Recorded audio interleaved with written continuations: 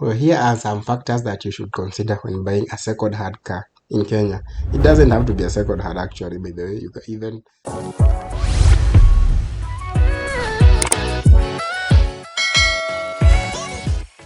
One of the things is, when you are buying a car from the dealer, simply do not trust everything they tell you. Because one thing is, these people are just trying to sell the car. They are just trying to make some cash kama tu mtu wote mwenye anafanya biashara huko nje. So basically they will tell you anything they can within their power to make sure that you buy this car. Because there's this attitude or hii characteristic napatanga na hawa watu. They will tell you this car iko inapelekwa na nani, they know this car, they have driven this car. This guy is selling over 100 cars in the yard, and if you decided to choose another car in the same yard, he still give you the same story. Do you want to tell me that these guys know everything about all those cars zenye wanauza hapo? Do your due diligence. Wewe jua unataka gari gani? Choose a car depending on what you want, because these people are simply trying to sell something. And another thing that you need to know, ukinunua gari, you do not buy a car every day. So you buy a car once and wait for maybe another 5 or 10 years. Hata wengine, that is the only car you buy. So this guy do not expect you to come back buying another car any sooner. Hence, they do not need to keep you. Watakuzia gari hata ikiwa na shida ukienda, you are not going to come buy another car anytime soon. The next factor we are going to check on is headlights. Very few people talk about this point. Actually, I feel no one talks about this. But yeah, this is a very huge problem here in Kenya. If you've been driving in the Kenyan roads, you know exactly how difficult it can be at night to drive. To an extent that you can just pick your car, put it on your bag, wait near home, ama ulipie fare. Simply because you can see nothing due to the glare of the oncoming traffic. So, when buying a car, just check. Kwanza watu wenye wanatoa gari majuu, just check if this car, if there is a trim version that supports the projector lenses, or has the LED or the xenon bulbs, just go for that. It will save you a lot of hassle and stress on the road. But if you are buying from the Kenyan market, then simply look for a car with cleaner headlights zenye hazina uchafu vile, and if possible or given a chance, buy a car with the brightest possible headlights you can get. Si hizi za kujiwekea, the manufacturer and the OEM product. The next thing that we are going to talk about is the engine vibration. This is mostly applicable on the second-hand cars. Juu gari mpya zinakuwa zimefanywa check-up kabla zikuje. So, when you are buying a second-hand car that is a used car in Kenya, please check on the engine vibrations. Normally, the engine is supposed to be vibrating because it has some moving parts in it. That's so normal.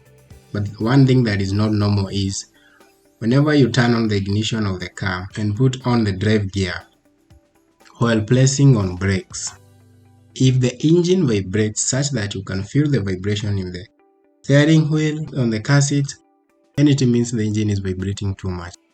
And the reason that I'm highlighting on this is because engine vibration can be caused by so many things.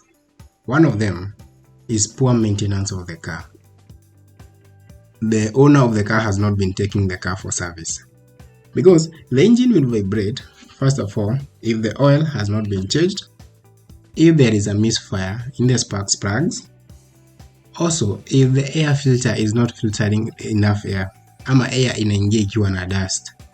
And the only time that you get to change these things is during servicing, because you do not change them now and then.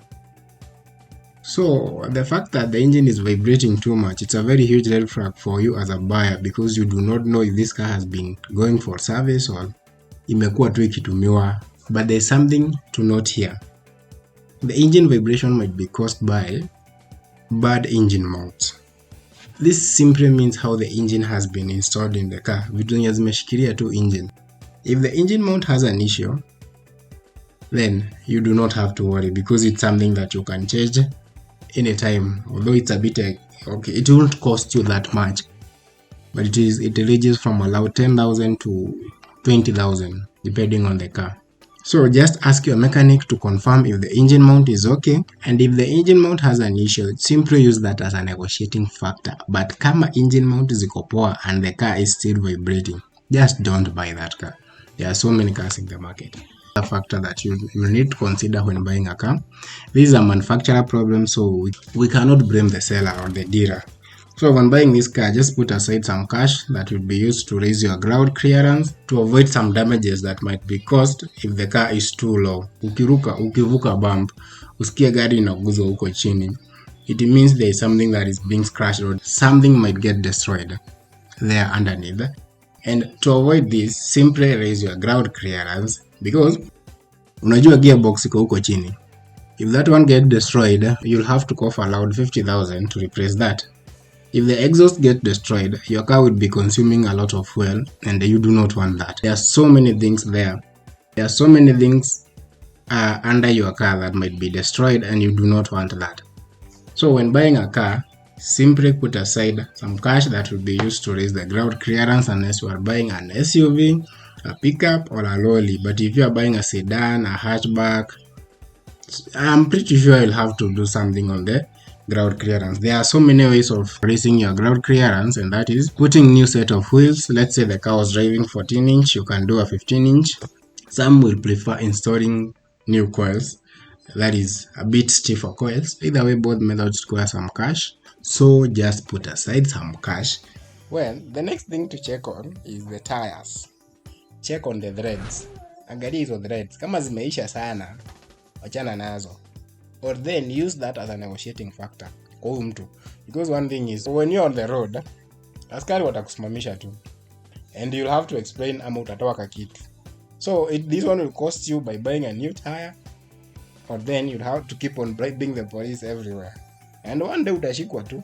Again, it is risky. Let's say kumenyesha na gari iko na threads baya, you can't even uwezi shika brake vizuri, so check on that. If the tires are bad, at least use that to negotiate your price, or then look for another car. Always check on the interior side of the tire. Huko kwenye mtu haoni, enda chini ya gari, check, because this is what people do. Kama anajua tire iko na mapunches na nini, anatoa mguu ya nyuma, anaileta mbele, anaiangalilisha the other side.